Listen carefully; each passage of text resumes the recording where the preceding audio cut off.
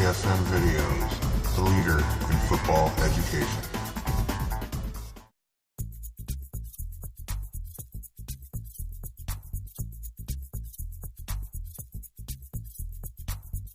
Hello, I'm Dan Daylrymple, head strength and conditioning coach of the New Orleans Saints. And today I'm going to talk to you about something that I think is very exciting in the third DVD of this series, postseason training. This is an area that I believe is vastly underestimated. The majority of athletes after a season will go away, they'll do their own thing, and they'll move on to rest and relaxation. A few weeks later, a few months later, whatever it is, when they reconvene their off-season program, they go ahead and they start training again. And they look at, in the off-season, whether it be the day after the game or months after the game, they look at their basic off-season sports-specific program. The reality is there needs to be a transition phase from the in-season program to the off-season program, and that's the postseason training program.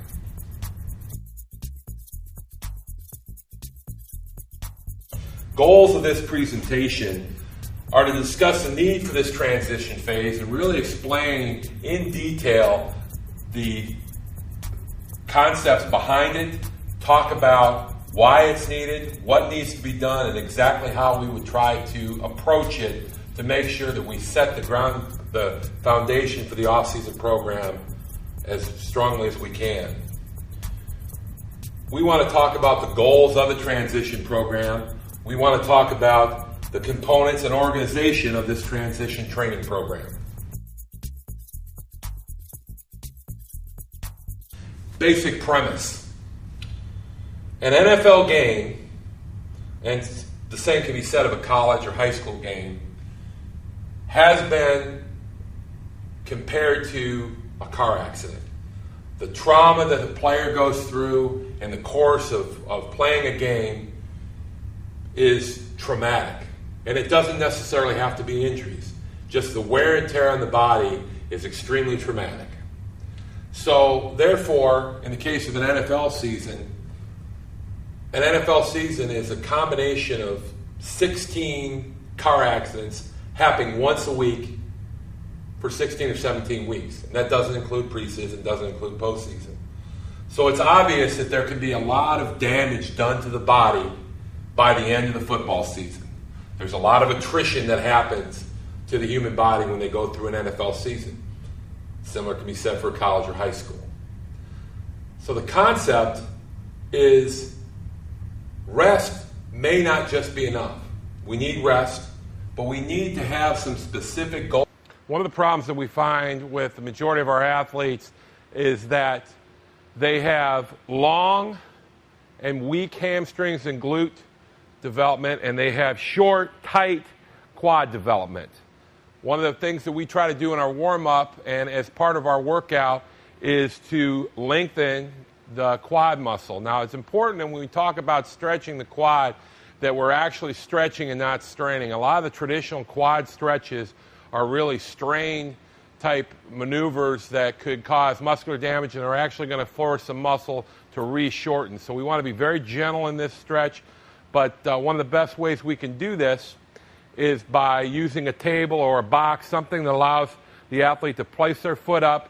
We want to have it set up so that it's high enough that if he turns to the side and his knuckles are going to basically just barely touch the top of the box. So we're going to turn back, and Rob's going to place his foot up on the box, standing up so he's comfortable. You'll notice that his down leg, his support leg, is going to stay straight at all times. A lot of people perform this quad stretch by sinking the hips down, and that just puts a lot more strain on the muscle than what we want. We're going to accomplish a stretch, one, by the initial position that we're in, but as we continue to move through the stretch, we're going to intensify it by tilting the pelvis up. Don't arch the back. We want to tilt the pelvis up. We want to tilt everything up, basically pick the bottom of the pelvis up. Instead of being rotated forward, we're going to rotate it back. Work towards a position of posterior pelvic tilt. That's going to cause his lower back to straighten out. make it as long as possible. And as he gently increases that pelvic tilt, he's going to feel a increased stretch at this knee. We can hold this stretch as long as we want. Often we'll work up to the point where we'll hold it for a full 60 seconds, which will allow the muscle to become extremely loose and make some long-term changes hopefully in the length of the muscle itself. If we're going to go into do it right before activity, we probably shorten that down a little bit just to make sure that we're stretching out a little bit and preparing the muscle for work. If we're incorporating a quad stretch into an actual workout, say in between sets of squats or hand cleans or something like that, we would have shorter stretches, keeping that in the 20 to 30 second length. But as we go through this, you'll find the muscle will start to relax. We can increase the rotation at the pelvis that will cause the hip flexors and the quad itself to lengthen and prepare the body for motion.